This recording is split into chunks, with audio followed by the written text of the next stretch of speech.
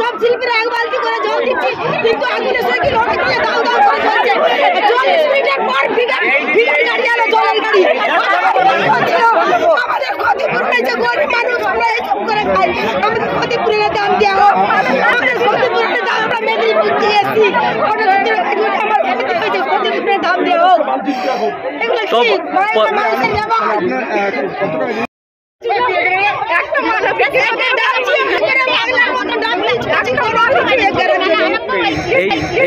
এইখানে আপনাদের প্রায় কটা দোকান আপনাদের তাও ছিল?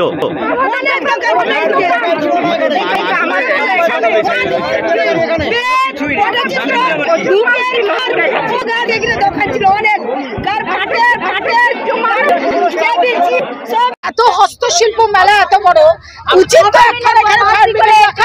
যখন তখন কোনো দুর্ঘটনা ঘটতে পারে। এখানকার কাউন্সিলর কই? এত বড় একখানা দুর্ঘটনা ঘটে যাচ্ছে, কোনো কাউন্সিলর নেই, কোনো অফিসার নেই, কিসের সিকিউরিটি?